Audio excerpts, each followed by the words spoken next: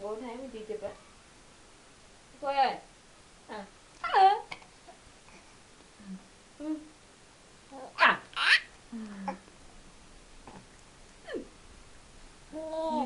Nghe nghe. Nghe. Em ơi, em mày. Đây nè. Đấy. Ơi.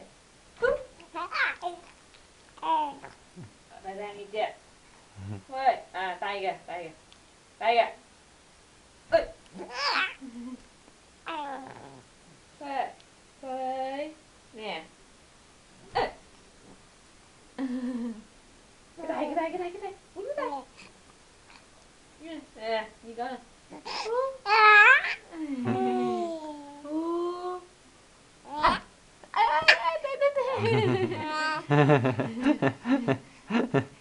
Đừng cầm mất hồn à?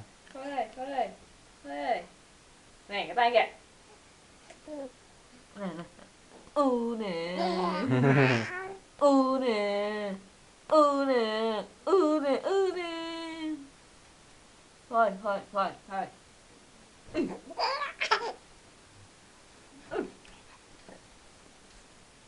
À.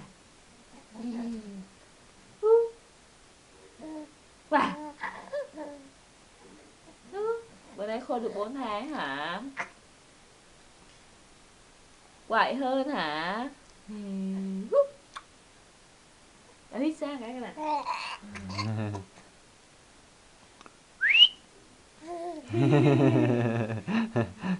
Anh không nghe em biết nha. Ừ.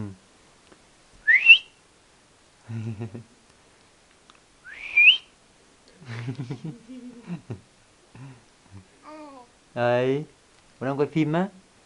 Cái này nó hơi tối. Nhà chè trên nữa hả? Ừ.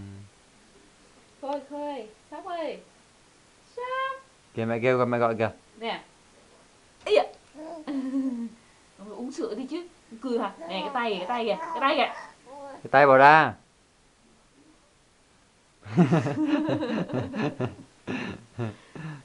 Sợ không? Sợ mẹ không? Sợ mẹ không? Đánh rút ra hả? Sóc hả? Nè. Bỏ tay nè. Bỏ tay Cười. nè. Bỏ tay ra. Nè. 1. Ừ. Bỏ ra. Bỏ ra. Đâu hả?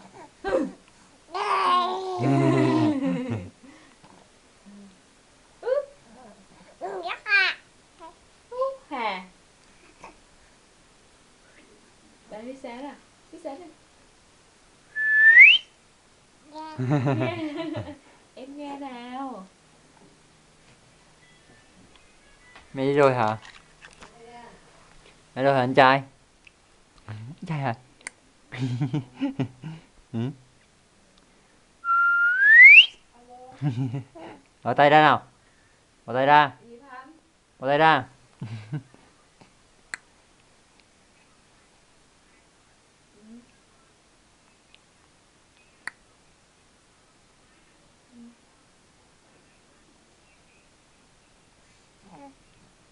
Phải bảo Thanh cười đi, không cần nói từ từ rồi.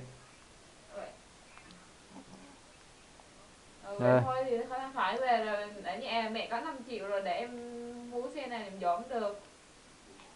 Nha. Không cần đâu. Hả? Không bằng sao đâu. Thanh ấy đi. Thì tiền nó Thanh nó còn dùng nữa mà. Thôi gấy đi Để để. đi.